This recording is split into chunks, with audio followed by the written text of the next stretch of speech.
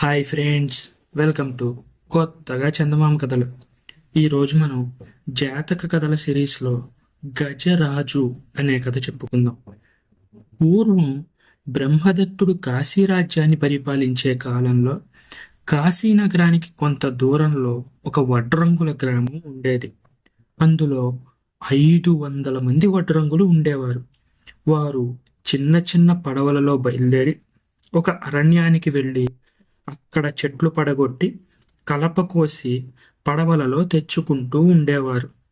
ఆ కలప ఖర్చయిపోగానే మళ్ళీ అందరూ కలిసి అరణ్యానికి వెళుతూ ఉండేవారు. ఈ అరణ్యంలోనే ఒక మూల ఒక ఏనుగు ఉంటూ ఉండేది. అది ఒక ఆడ ఏనుగు. ఒకనాడు దాని కాలిలో పెద్ద పేడు దిగబడింది. దాని కారణంగా ఏనుగు కాలు వాచి సలుపు పెట్టసాగింది. ఎంత ప్రయత్నించినా ఆ పేడును తీయడం దానికి ఏమాత్రం సాధ్యం కాలేదు. ఇంతలో దానికి వడ్రంగులు చెట్లు కొట్టే చప్పుడు, కలప కోసే చప్పుడు వినిపించింది. అది కుంటుతూ వారున్న చోటికి వెళ్ళింది.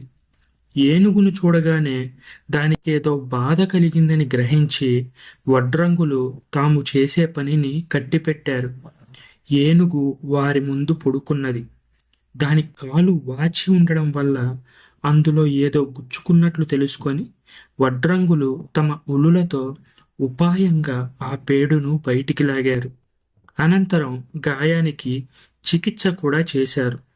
త్వరలోనే ఆ ఏనుగు కాలు బాగైంది. అది మొదలుకొని ఆ ఏనుగు వడ్రంగులకు సహాయపడడం ప్రారంభించింది. అది పడిపోయిన చెట్లను తీసుకువచ్చేది, దుంగలను దొర్లించేది, కోసిన పలకలను నదిలో పడవల వద్దకు చేరవేసేది. ఏ ఏటికా ఏడు వడ్రంగులకు ఏనుగుకు మధ్య స్నేహం పెరిగింది. 500 మంది వడ్రంగులు తమ ఆహారంలో తలా కాస్తా తీసి ఏనుగుకు పెట్టేవారు. అలా పెట్టిన ఆహారంతో ఏనుగుకు కడుపు నిండేది. కాలక్రమాన ఆ ఆడ ఏనుగుకు ఒక పిల్ల కలిగింది. అది ఐరావతం జాతిది, తెల్లగా ఉండేది.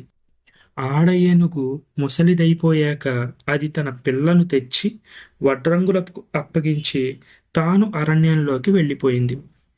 ఇప్పుడు ఈ తెల్ల ఏనుగు వడ్రంగులకు తోడ్పడుతూ వారిచ్చే ఆహారాన్ని తింటూ వారి పిల్లలను తన వీపు మీద ఎక్కించుకొని తిప్పుతూ నదిలో స్నానం చేయిస్తూ ఉల్లాసంగా కాలం వెళ్ళబుచ్చడం ప్రారంభించింది. వడ్రంగులు దాన్ని ఎంతో ప్రేమతో చూసుకుంటున్నారు.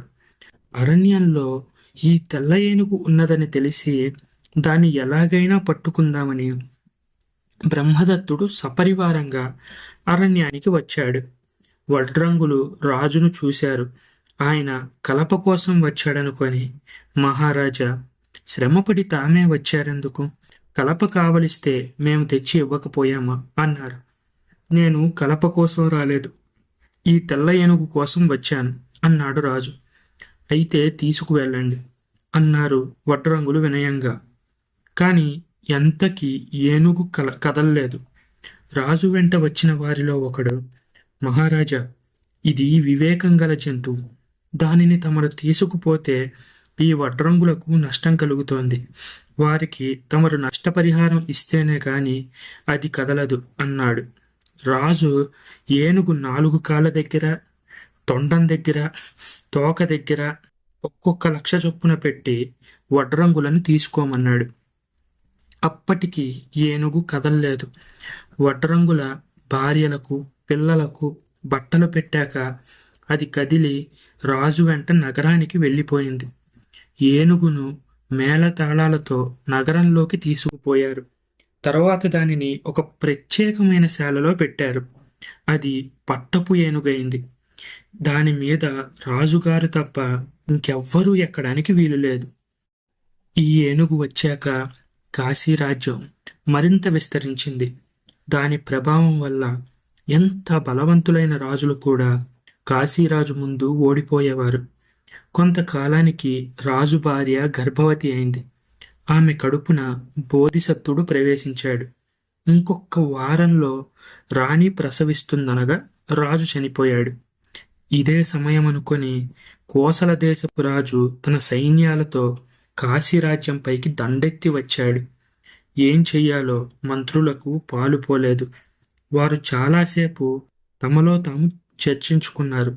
చివరికి కోసల రాజుకు ఈ విధంగా కబురు పంపారు: మా రాణిగారు 1 వారం లోపల ప్రసవిస్తుంది. ఆమె ఆడపిల్లను కన్నట్టయితే మీరు వచ్చి కాశీ రాజ్యాన్ని ఆక్రమించుకోండి. మేము ఎటువంటి యుద్ధం లేకుండా లొంగిపోతాం.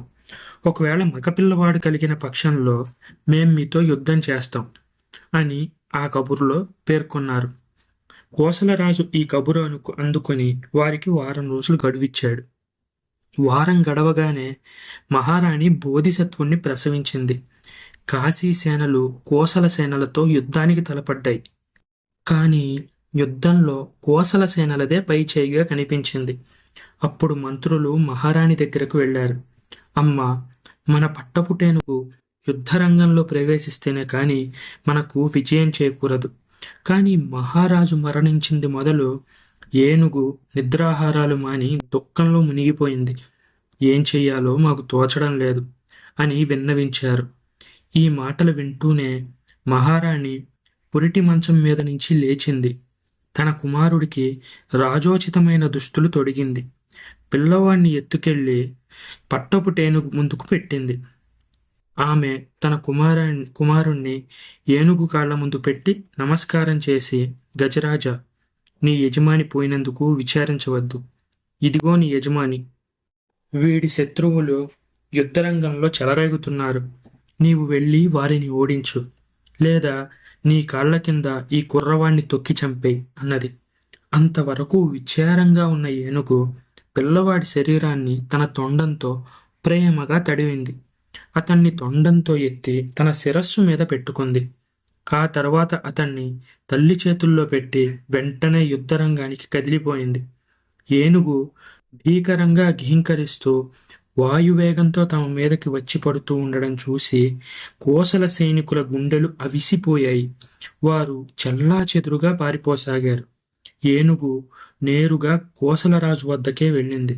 అతన్ని తొండంతో చుట్టి తీసుకువచ్చి రాజకుమారుడి పాదాల వద్ద పడేసింది.